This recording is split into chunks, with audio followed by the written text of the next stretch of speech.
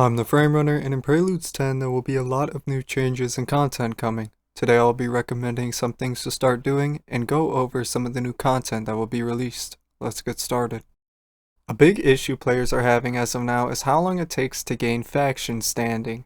I made a guide on how to get it a little bit faster, but I would suggest waiting until Preludes 10 before farming it. Reason why I suggest waiting is because I know for a fact that the developers will either be buffing the rate at which faction standing is gained or at least reduce the cost of rewards from factions. They have also talked about adding alternative methods to gain faction standing, so overall I think it would be best to wait on farming faction standing until it gets buffed in some capacity in Preludes 10.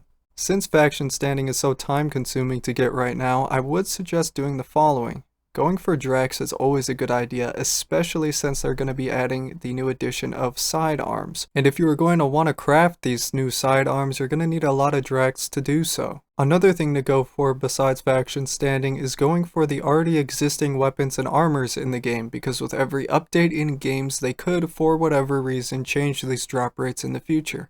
There has been no talk of them changing these drop rates, but you never know, and I think going for anything besides faction standing right now is a much better idea. In the new update of Preludes 10, there will be the release of a new Bear Pact. There will also be an armor set to go along with this pact called the Verminias armor set. This means that the bear's name could be Verminias, but I'm not 100% sure, so I'll keep referring to the pact as the Bear Pact. This is what the arm for that pact will look like, and there is also a new quest that will come along with this pact. At the end of Verminia's quest is where this new bear quest is teased. Because it is teased at the end of Verminia's quest, I would suggest doing her quest now, just in case it needs to be completed before being able to do the new one. For players who don't know, this is where you can start Verminia's quest.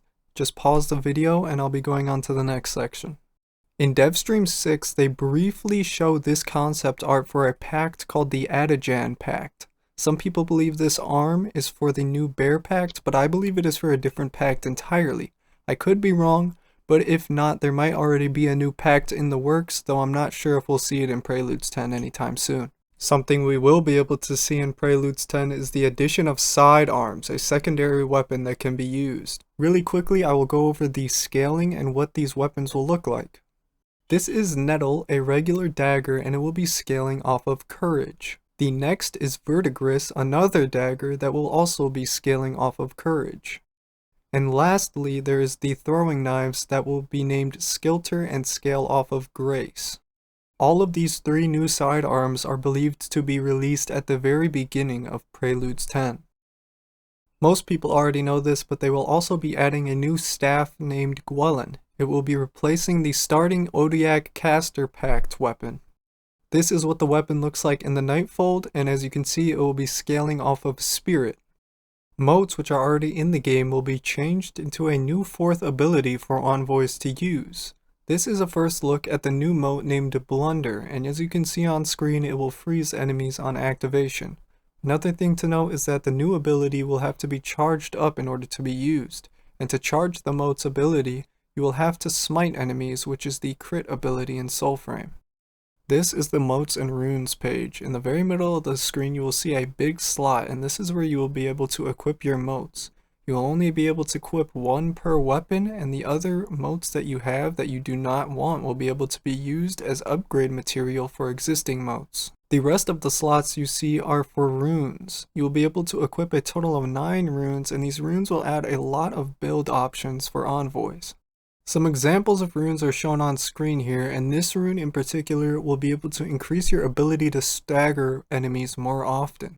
Another example is Lely, which will increase your chance of smite on perfect throws from melee weapons and charged shots from ranged weapons. And even more content to come in Preludes 10 is the addition of a new event named the Crypt of the Circade. To enter this new event, you will need to find an area that looks like a sort of cemetery, and there will be a big sarcophagus in the middle of this cemetery in which you will need a key to enter. In the dev stream, this key was acquired off of a fallen enemy, and if you look in the bottom left, this is what the key will look like, and it is how you will be able to enter this new event. There will be an addition to the already existing world trees in which envoys can talk to one another through messages. You will be able to like, comment, and reply to another envoy, and in the dev stream it was said that you will be able to see the builds of other envoys who left messages at these world trees. There will also be the addition of a new companion within the Nightfold. His name is Khaban. He will become a sort of merchant within the Nightfold in which players can buy items, and hopefully he might even have some cool new weapons and armor sets.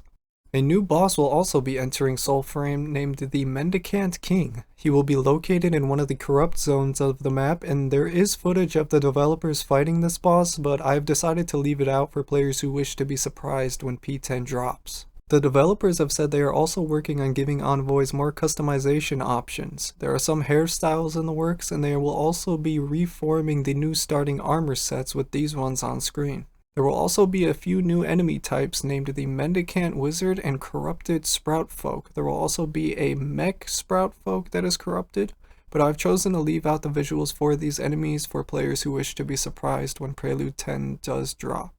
It looks like Prelude 10 is packed with content, and hopefully they will be able to deliver on time.